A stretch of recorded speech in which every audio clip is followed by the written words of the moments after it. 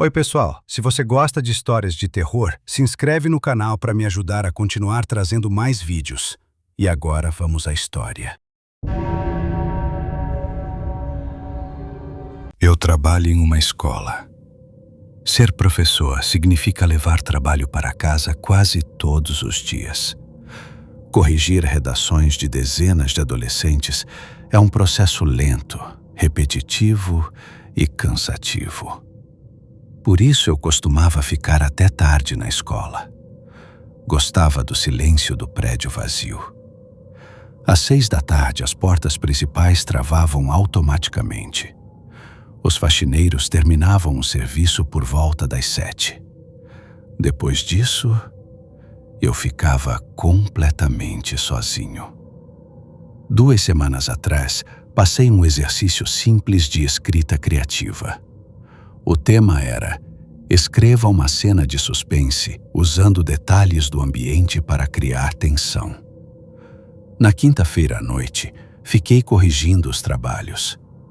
Por volta das 9 horas, peguei uma redação do aluno transferido. O garoto quieto.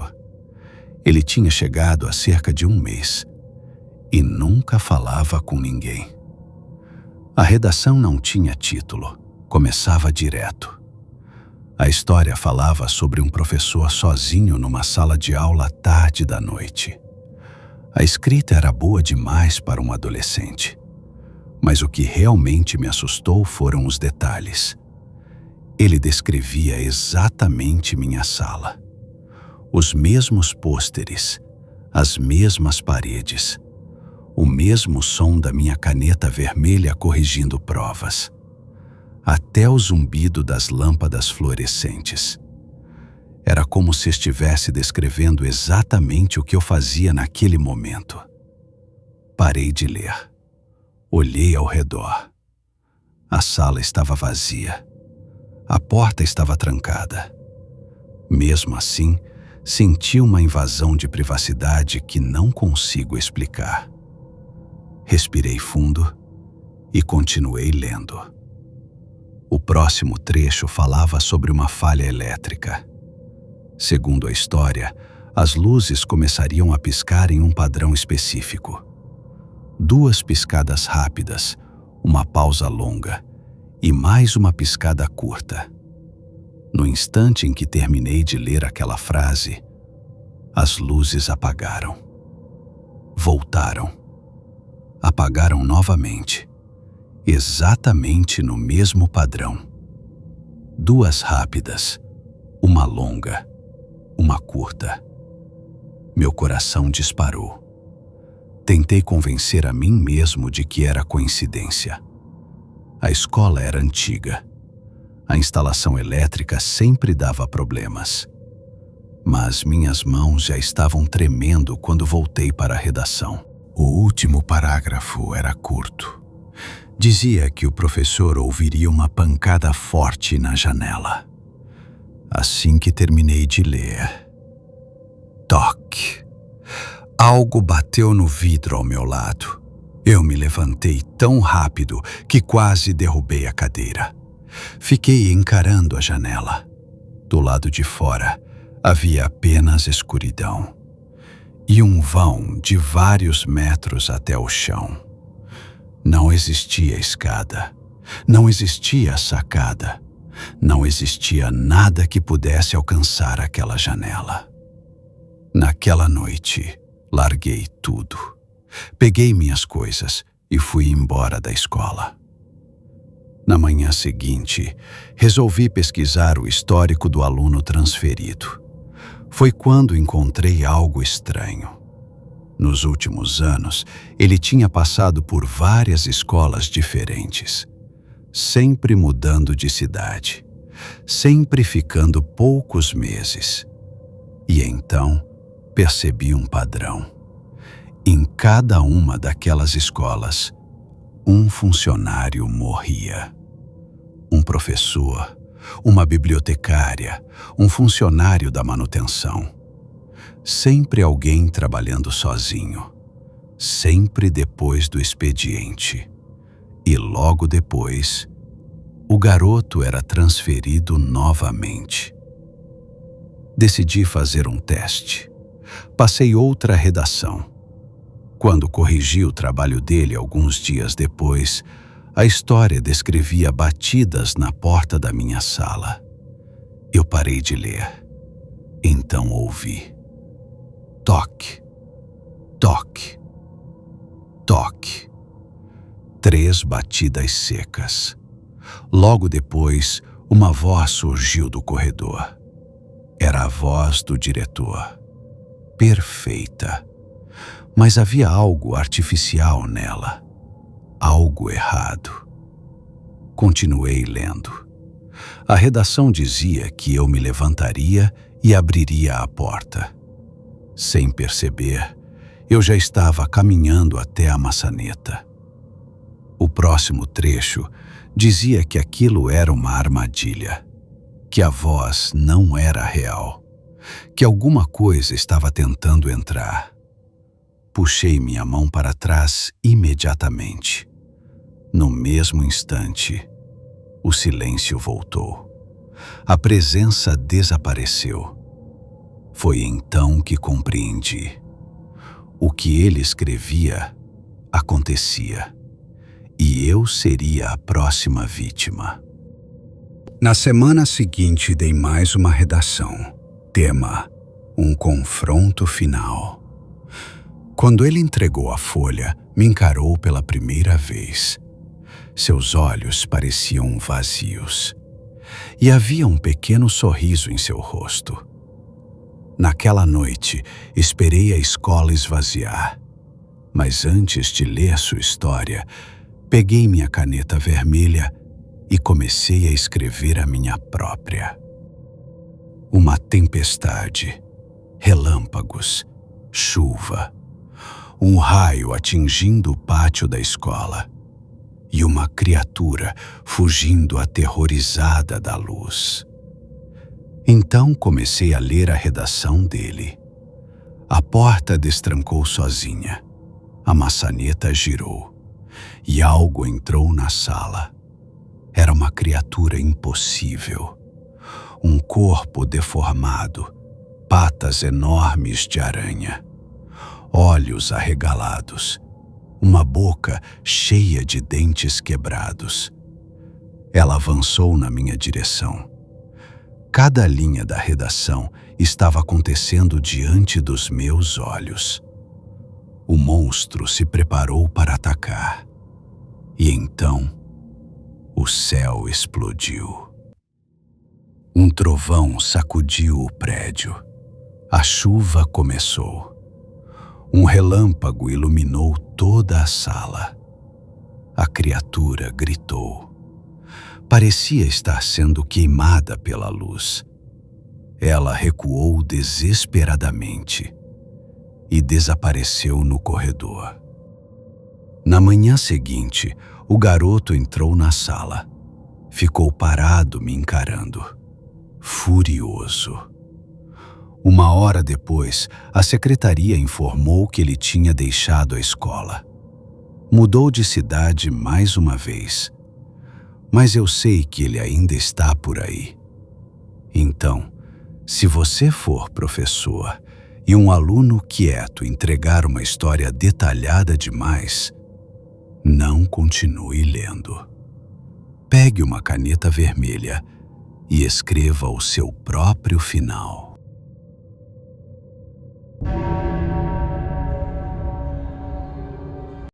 Algo terrível aconteceu na minha antiga escola. Eu não pensava naquela escola havia quase 20 anos. Na verdade, tentei esquecer. Mas algumas memórias não desaparecem. Elas apenas ficam escondidas, esperando o momento certo para voltar. Tudo começou quando meu amigo Rafael apareceu na minha casa. Ele tinha criado um canal de exploração urbana alguns anos antes e vinha conseguindo uma audiência razoável. Naquela tarde, ele chegou animado. Tenho uma ideia para um vídeo. Eu deveria ter recusado imediatamente, mas não recusei. Que vídeo? Ele sorriu. A Escola Municipal Monte Verde. Meu estômago afundou. Eu conhecia aquele nome. Conhecia bem demais. Era a escola onde estudamos quando crianças. Uma escola fechada havia quase 2 décadas. Oficialmente, o motivo foi uma série de problemas estruturais. Pelo menos era o que diziam. Mas os alunos da época contavam outra história. Uma história que começou durante um recreio.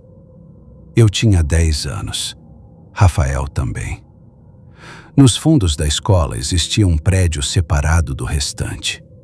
Era antigo, pequeno, e sempre permanecia trancado. Nenhum professor falava sobre ele. Nenhum funcionário chegava perto.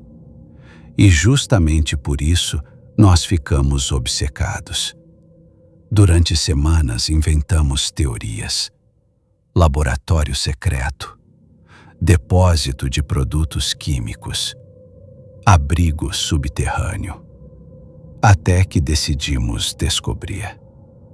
Num dia de recreio, aproveitamos que os monitores estavam distraídos e atravessamos o pátio.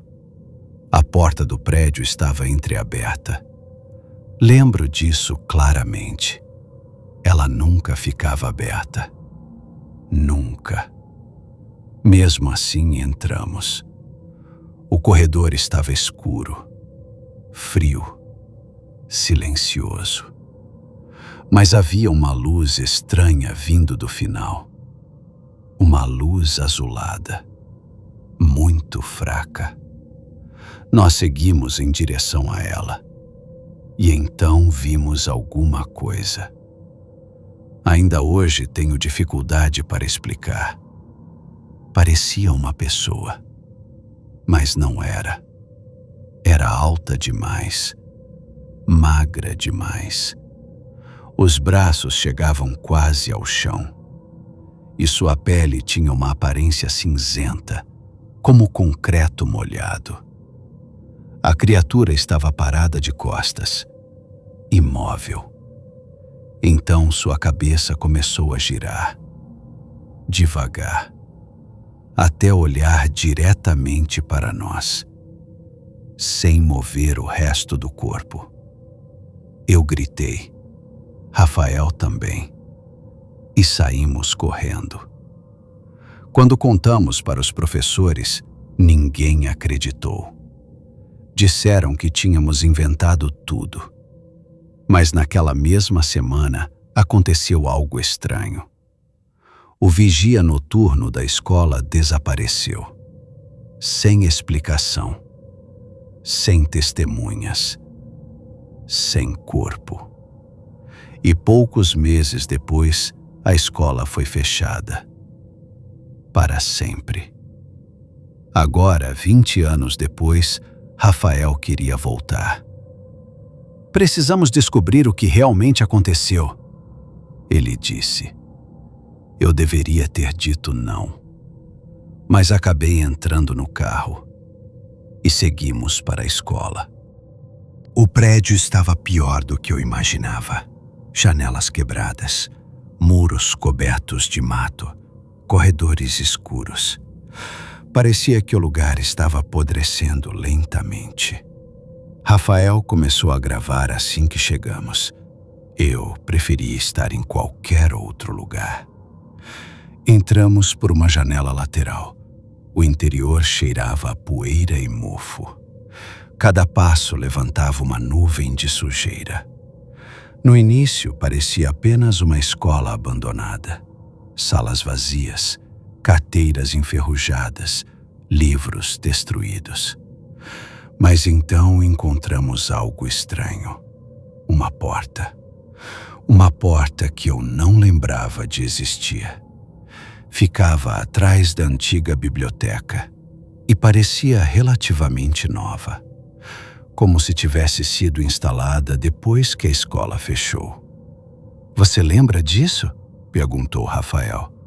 Balancei a cabeça. Não. A porta estava destrancada. Atrás dela havia uma escada descendo para a escuridão. Olhei para Rafael. Ele já estava sorrindo. Aquele sorriso que significava problemas. Descemos. A temperatura caiu imediatamente. O ar parecia pesado, quase sufocante. No final da escada encontramos um corredor subterrâneo. As paredes eram de concreto bruto e algo estava escrito nelas. Centenas de frases, todas iguais. Não olhe para ele. Não olhe para ele. Não olhe para ele. Escritas repetidas vezes, com tinta, carvão, arranhões. Como se dezenas de pessoas diferentes tivessem deixado o mesmo aviso. Foi então que ouvimos um barulho, um arrastar lento, vindo da escuridão. Rafael apontou a lanterna. Nada, mas o som continuava, arrastando, mais perto, mais perto. E então a lanterna iluminou uma parede. Nela havia fotografias, centenas delas. Fotos antigas de alunos, professores, funcionários. E no centro da parede, uma fotografia do vigia desaparecido. Alguém havia escrito uma data abaixo da imagem. A mesma semana em que ele sumiu. Meu coração disparou, porque ao lado da foto havia outra. Uma fotografia minha, tirada quando eu era criança. Eu fiquei paralisado. A foto era real. Eu usava o uniforme da escola e estava olhando diretamente para a câmera. Mas eu nunca tinha visto aquela fotografia antes. Rafael também ficou em silêncio. Então ouvimos novamente o som, mais próximo, muito mais próximo. Algo estava se movendo no corredor, lentamente, como se arrastasse os pés pelo chão. A lanterna começou a piscar. Foi quando percebemos outra coisa. Havia uma terceira fotografia presa na parede. Uma fotografia recente, tirada poucos dias antes. Mostrava Rafael chegando à minha casa, exatamente no dia em que me convidou para aquele vídeo. Meu sangue gelou. Alguém estava nos observando. Há muito tempo. O som parou. O silêncio que veio depois foi ainda pior, porque sentimos que não estávamos mais sozinhos. Rafael apontou a lanterna para o fim do corredor, e a luz encontrou uma figura, muito alta, muito magra, parada completamente imóvel. A mesma coisa que vimos quando crianças. Só que agora estava muito mais perto. A criatura não tinha olhos. Apenas uma superfície lisa onde deveria existir um rosto. Então ela começou a inclinar a cabeça, como se estivesse nos estudando. Foi aí que lembramos do aviso. Não olhe para ele. Desviei o olhar imediatamente. Rafael não. Ele continuou encarando a criatura por alguns segundos e então começou a andar, devagar, na direção dela, como alguém hipnotizado. Eu gritei seu nome. Nenhuma reação.